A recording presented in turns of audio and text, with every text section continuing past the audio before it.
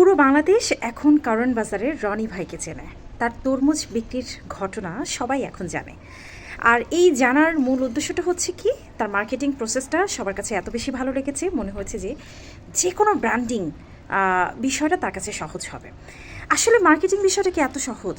তার থেকে বড় জরুরি বিষয় যেটা, এক রাতে যে ব্যক্তিটা ভাইরাল হলো, যার ভাইরাল হওয়ার দরুন তার সব কিছু মানে সামাজিক প্রেক্ষাপট থেকে শুরু করে আর্থিক প্রেক্ষাপট সব কিছুই কিন্তু চেঞ্জ হওয়ার কথা ছিল, কিন্তু ঘটনা ঘটলো উল্টো।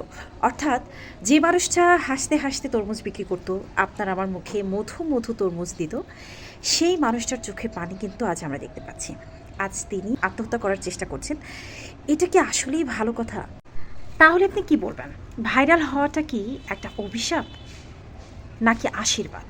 ভাইয়ার যে ভিডিওটা আমি দেখেছি, সেই ভিডিওটাতে উনি একটা জায়গায় বলেছেন যে এটা ওনার বাপ দাদার পেশা, অর্থাৎ উনি সে ছোটোবেলা থেকে কিন্তু এই পেশাটা দেখে এসেছেন এবং 10 বছর লেগেছে তরমুজ চিনতে।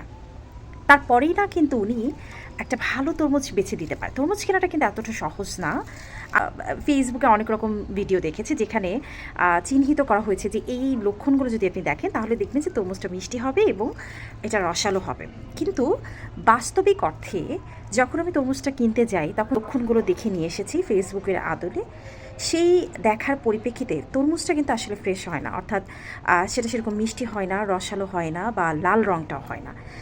তখনই তরমুজ কিনে আমি স্বাচ্ছন্দ্য পেয়েছি যখন আমি জায়গায় দাঁড়িয়ে থেকে এটাকে কেটে নিয়ে এসেছি এবং কেটে দেখেছি যে হ্যাঁ, ভিতরটা লাল, তার মানে এটা মিষ্টি হবে, এবং এটা দেখেই বোঝা যাচ্ছে যে এটা রসালো হবে। সুতরাং আমি কিন্তু আমার জায়গা থেকে দেখেছি যে তরমুজ চেনাটা কিন্তু এতটা সহজ না। সেখানে এই ব্যক্তি তরমুজকে চিনতে গিয়ে 10টা বছর কিন্তু পরিশ্রম করেছেন। তার মার্কেটিং যে জায়গাটা দেখে আপনি আজকে উদ্বুদ্ধ হচ্ছেন, তার কথার প্যাটার্ন এবং কাস্টমারকে কনভিন্স করার সিস্টেম, বা কাস্টমারের চাহিদা অনুযায়ী তরমুজটা বের করে দেওয়া, এই যে সবটা প্রসেস, এই প্রসেসটা করতে তার কিন্তু 10 বছর লেগেছে। তিনি এক রাতে ভাইরাল হলো, আপনি তাকে ধরে নিয়ে পিৎজার ভিডিও বানাচ্ছেন, ব্র্যান্ডিং করাচ্ছেন, বা আপনি তাকে দিয়ে ফোনের ব্র্যান্ডিং করাচ্ছেন বা ল্যাপটপের ব্র্যান্ডিং করাচ্ছেন, এটা তার সাথে কতটুকু যায়? একটা প্রোডাক্ট সেল করতে গেলে বা একটা প্রোডাক্ট নিয়ে আপনার মার্কেটিং করতে গেলে অবশ্যই সেটা সম্পর্কে টোটালি একটা ধারণা থাকতে হবে, এবং সেই ধারণার পরিপ্রেক্ষিতে কিন্তু একটা সুন্দর মার্কেটিং হবে, যেটা দেখে কাস্টমার আগ্রহী হবে ওই প্রোডাক্টটা নেওয়ার জন্য। আমরা এই মানুষটার জীবনটাকে নরকে পরিণত করে দিয়েছি। আজ 1 লাখ প্লাস হচ্ছে টাকার ইনভেস্ট তার নষ্ট হয়ে যাচ্ছে, তার তরমুজগুলো সে বিক্রি করতে পারছে না।